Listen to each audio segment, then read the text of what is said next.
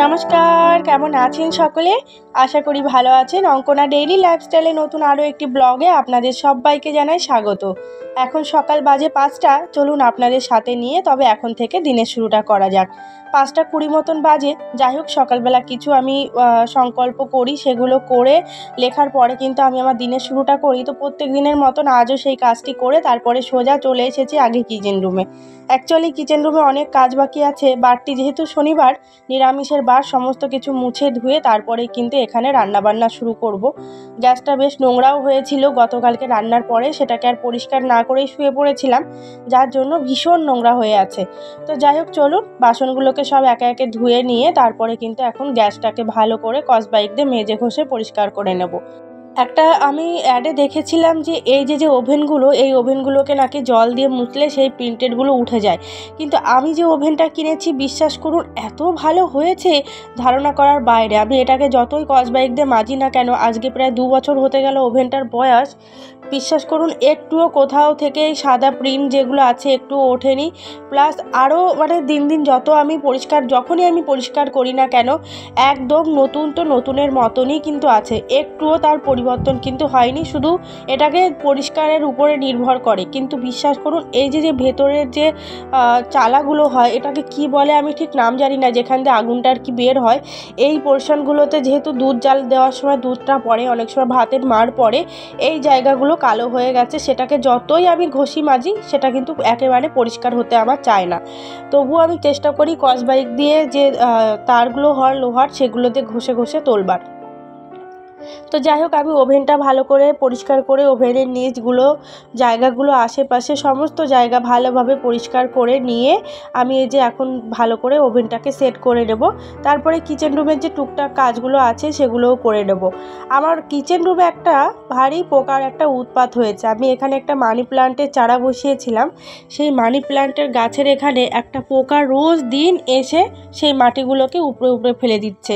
আজও ফেলেছে, দেখুন ওই কোণটাতে কিছুটা মাটি এখনও জড়ো করে রেখে দিয়েছি, সেটাকে আর ফেলবো না, ভাবছি ওটাকে আবার মানি প্ল্যান্টের গোড়াতেই দিয়ে দেবো। যাই হোক, চলুন, ছোট্ট একটা কিচেন, সেটাকে ছোটোখাটো যেরকম জিনিসপত্র আছে আমার, সেটা দিয়েই যেভাবে অর্গানাইজ করে রাখি আমি, সেটাই আপনাদের সঙ্গে শেয়ার করলাম। এই হচ্ছে মানি প্ল্যান্টের গাছগুলো, এত সুন্দর হয়েছে।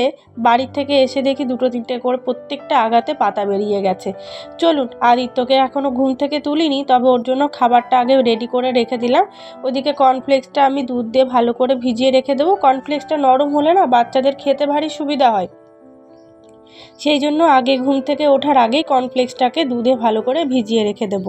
চলুন, কর্নফ্লেক্সটা দিয়ে দিয়েছি, এখন সামান্য পরিমাণে একটু মিষ্টি দিয়ে দেব, কারণ একটু মিষ্টি দিলে না বাচ্চাদের খেতে বেশ ভালো লাগে, সেজন্য একটু মিষ্টি দিয়ে দিলাম। এবার দুধের মধ্যে ভালো করে ভিজিয়ে ওটাকে রেখে দেবো। আর হ্যাঁ, আপনাদের কাছে ভিডিওর মাঝখানে একটা অনুরোধ করব, ভিডিওটি যদি ভালো লেগে থাকে অতি অবশ্যই চ্যানেলটিকে সাবস্ক্রাইব করে আমার পাশে থাকবেন এবং ভিডিওতে একটা লাইককেও দিতে ভুলবেন না। প্রত্যেকে একটা লাইক করে দেবেন যারা যারা দেখছেন, আপনাদের সকলের কাছে একান্তভাবে অনুরোধ করছি। চলুন, আদিত্যর খাবারটা রেডি করে নিয়ে এবার ওর বাবার জন্য একটু চা বসিয়ে দিলাম, আর আমার জন্য একটুখানি গরম জল বসিয়ে দিলাম। প্রত্যেক দিন সকালবেলায় তো আমি গরম জল খাই, সে তো আপনারা যারা আমার দৈনন্দিন লাইফস্টাইল প্রত্যেক দিন দেখেন তারা জানেন। আর এই লেবু জলটা খাওয়া যে আমাদের শরীরের পক্ষে কতখানি উপকার, যারা একটু হেলদি আমার মতন হেলদি, তারা প্রত্যেকেই চেষ্টা করবেন এই লেবু জলটা প্রত্যেকটা দিন সকালবেলা এবং রাতে শুতে যাবার আগে একবার হলেও খাবার চেষ্টা করবেন দিনে। এটা ভারী একটা উপকারী জিনিস, কারণ এটা অক্সাইড থাকে যেহেতু, ওটা আমাদের শরীরের ফ্যাট অনেকটাই কমায়। চলুন, আমার জলটা আমি খেয়ে নিয়েছি। এবার আপনাদের দাদা ভাইয়ের জন্য এখানে এই যে চা বসিয়ে দিয়েছি, চাটা ফুটছে। আমাদের ঘরে আমরা কেউ দুধ চা খাই না, যেহেতু আমাদের অ্যাসিডিটির সমস্যা হয়, আর দুধ চা আপনাদের দাদা ভাই একদম পছন্দই করে না, যার জন্য ওর জন্য প্রত্যেকটা দিন লিকার চাই করে দিতে হয়। যাই হোক, একটু মিষ্টি লিকার চা করে দিলে তাতেও খুশি। ও খুব একটা দুধ চা একেবারে পছন্দ করেন না।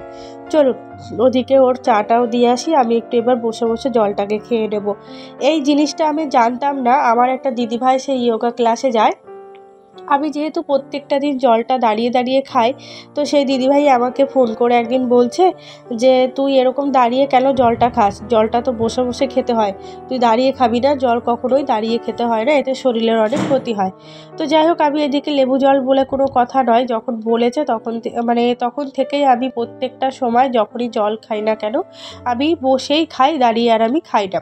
তো তারপরে জলটা আমি খাওয়ার পরে কিন্তু শুরু করে দিলাম আবার প্রত্যেক দিন লাইফস্টাইল। ও আর হ্যাঁ, আপনাদের রিকোয়েস্টে আমাকে 2-3 জন কমেন্ট করেছিল যে দিদি তুমি শাড়ি কেন পরো না। আমি শাড়ি পরি গো, আমি মাঝে মাঝেই শাড়ি পরি, অ্যাকচুয়ালি নাইটিটা কমফোর্টেবল, তো সেই জন্য নাইটিটা আমার বেশি পরা হয়। শাড়িটা অ্যাকচুয়ালি কী হয় বলুন তো, আমি সকাল 7টা থেকে এতটা ব্যস্ত হয়ে যাই, দুপুর 2টো পর্যন্ত একেবারে ঘরে থাকারই আমি সময় পাই না। এইটুকু সময়ের মধ্যে বলুন তো আমি কখন শাড়ি পরবো কি না পরবো। অ্যাকচুয়ালি আমি সাইকেল চালাতে পারি না ঠিকঠাক মতন শাড়ি পরে, সেই জন্যই আমি শাড়িটা পরি না। আজকে আদিত্যকে নিয়ে যাব স্কুটিতে করে টিউশনে ছাড়তে, কিন্তু স্কুটিতে অবস্থা হয়েছে না, সেটা দেখে আমি ভাবলাম আগে স্কুটিটা আমি ভালো করে পরিষ্কার করব, তবেই ওকে নিয়ে বেরাবো। শাড়িটা পরে হাঁটতেও আমার ভারী অসুবিধা হয়, আমি যেহেতু শাড়িটা খুব একটা পরে আমি মানে সত্যি কমফোর্টেবল ফিল করি না, যার জন্য শাড়িটা একটু আমার পরতে অসুবিধাও হয়। কিন্তু আপনাদের দাদা ভাইয়ের রিকোয়েস্টে আর আপনাদের কিছু কিছু মানুষের ভালোবাসার জন্য কিন্তু আমি এখন থেকে চেষ্টা করব শাড়িটা পরার। দুপুর 2টোর সময় এসে পরবো, আবার পরের দিন সকালবেলা চেঞ্জ করে নেব, এই ছাড়ার কোনো উপায় নেই। আমি আবার যখন সন্ধ্যাবাতি করি তখনও কিন্তু ড্রেসটা আমার যেহেতু চেঞ্জ করতে হয়, বারবার করে শাড়ি চেঞ্জ করা তো সম্ভব নয়, সেই জন্য শাড়িটা কিন্তু আমার পরা হয়ে ওঠে না। তো যাই হোক, এই কারণেই কিন্তু শাড়ি আমি পরি না। এদিকে চলুন এবার তাড়াতাড়ি করে আমার স্কুটিটাকে একটু ভালো করে পরিষ্কার করে নেব। যে জিনিসটা আমি ব্যবহার করি সেটাকে একটু সযত্নে ব্যবহার না করলে হয় বলুন তো। আপনাদের দাদাভাইকে বারবার করে বলি জানেন যে একটুখানি গাড়িটাকে পরিষ্কার করো, বলছে বৃষ্টি হচ্ছে, তো যখনই একটুখানি বৃষ্টি পড়ে একটুখানি ধুলোকণা থাকলেও মনে হয় কত পরিমাণে নোংরা হয়ে রয়েছে, এই হচ্ছে তার ব্যাপার। যাই হোক, চলুন তাড়াতাড়ি করে এবার স্কুলটাকে মুছে নিয়ে ঝটপট করে আদিত্যকে আবার টিউশনে ছেড়ে দিয়ে এসে আবার অনেক কাজ বাকি আছে জানেন তো। ওকে নিয়ে ভেবেছিলাম আজ স্কুলে যাব না, পরে যখন মনস্থির করলাম যে না, ছেলেটাকে বাড়ি বসিয়ে রাখলে আরও বেশি দুষ্টুমি করবে, তখন থেকে আরও বসি তাড়াহুড়া করছি যে কতক্ষণে রান্নাটা আমার শেষ হবে। অ্যাকচুয়ালি রান্নাটা করে গেলে খুব একটা স্কুলে গিয়ে আমার চাপ থাকে না, যে বাড়িতে এসে আমাকে আবার রান্নাটা করে আবার আদিত্যকে আনতে যেতে হবে, এই যে একটা বড় চাপ না, এটা ভীষণ মানে একটা ভীষণ চাপ। কারণ কি না, দুপুরবেলা আমার সংসারে তো কেউ নেই, আমি একা ছাড়া, একার সংসার এই একটা বড় চাপের বিষয় জানেন তো, যে একার সংসারে থাকতে গেলে সমস্ত দিক নিজেকে একা হাতে সামলানো, সময় মতন সমস্ত কিছু করা, এটা একটা ভীষণ ভীষণ চাপের জায়গা। চলুন এদিকে ভাতটা বসিয়ে দিলাম, একটু আলু সিদ্ধ দিলাম, যেহেতু শনিবার তো একটুখানি আমি ভেবেছি আলু সিদ্ধ দিয়ে ঘি দিয়ে ভাত খেয়ে নেব। আর এদিকে ভাতটা বসিয়ে দিয়ে তারপরে কিন্তু আমি সবজিগুলোকেও কেটে নিয়েছি। আজ একটু ঘরবো হচ্ছে ঘ্যাট, এটাকে পাঁচমেশালি সবজি বলে, যদিও বা আমার কাছে 5 রকম সবজি নেই, তবে যতটুকুন যা আছে তা দিয়েই একটা ঘ্যাট মতন করব। দিয়েছি একটুখানি বেগুন, একটু আলু, কুমড়ো, আর একটুখানি দেবো পালং শাক, তো এটা দিয়েই আজকে কিন্তু তরকারিটা আমি করব। ইচ্ছা আছে একটু তেলের পরিমাণটা বেশি দিয়ে ভালো করে করবার, কিন্তু জানি না আপনাদের দাদাভাইয়ের পছন্দ হবে কি না। অ্যাকচুয়ালি ও তো একেবারে নিরামিষ খেতে পছন্দ করে না, নিরামিষ যেদিন আমার ঘরে হয় সেদিন মোটামুটি দুপুরবেলা খেয়ে নিলেও রাত্রেবেলা সে আর খেতে চায় না, ও একদম নিরামিষটা পছন্দই করে না। আমাকে আগে একদিনও বলেছে যে যেদিন যেদিন তুমি নিরামিষ রান্না করবে সেদিন আমাকে বলে দেবে, আমি বাইরে থেকে খেয়ে নেব, মানে এতটা ওর অপ্রিয় একটা খাবার নিরামিষ। কিন্তু আমি হচ্ছি তার সম্পূর্ণ উল্টো, তার কারণ একটাই, আমি আবার নিরামিষ খেতে ভালোবাসি, আমি একদম আমার মানে চিকেন মটন এগুলো এখন আর খুব একটা ভালো লাগে না।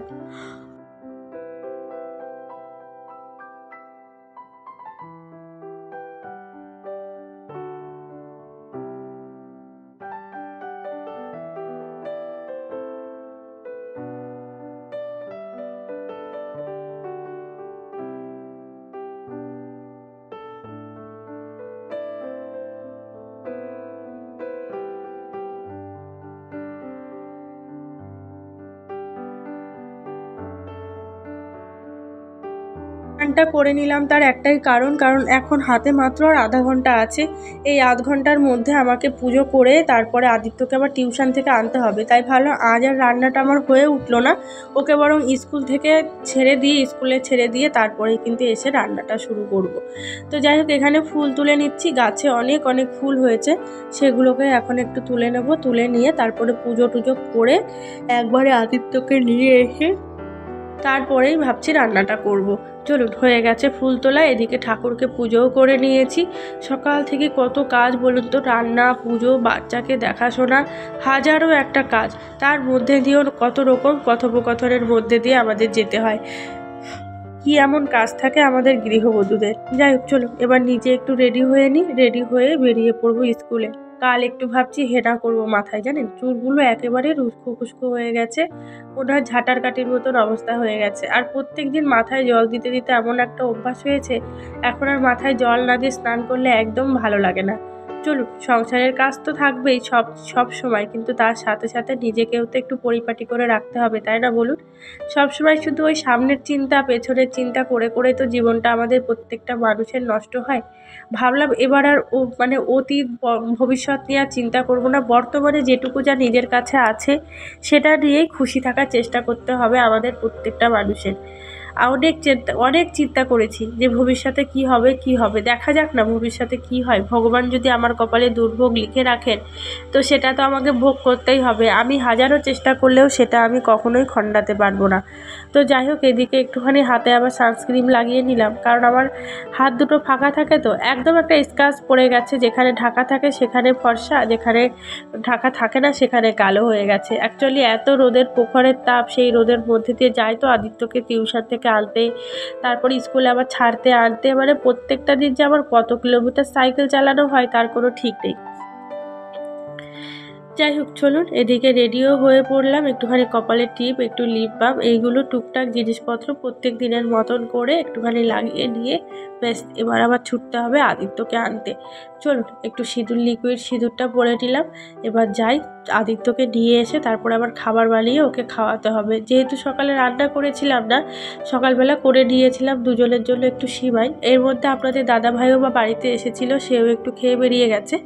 আদিত্য তো শুধু সিমাই খেয়ে বেরিয়ে গেল, কিন্তু আমার সত্যি কথা বলতে মিষ্টিটা খুব একটা পছন্দ হচ্ছিল না, সেই জন্য সঙ্গে দুটো গোলা রুটি বানিয়ে নিয়ে ব্যাস ওটা দিয়েই খেয়ে নিলাম। চলুন খাওয়া দাওয়াটা ছেড়ে পট করে আবার ছেলেকে নিয়ে স্কুলে দৌড়াতে হবে। চলুন চলে এসেছি আদিত্যদের স্কুলে। এখন ওদের প্রেয়ারটা শুরু হবে। আজকে যেহেতু শনিবারের দিন ওদের প্রেয়ারটা কেমন কি হয় সেটা একটু আপনাদেরকে শোনাই। চলুন আপনাদের একটু শুনুন।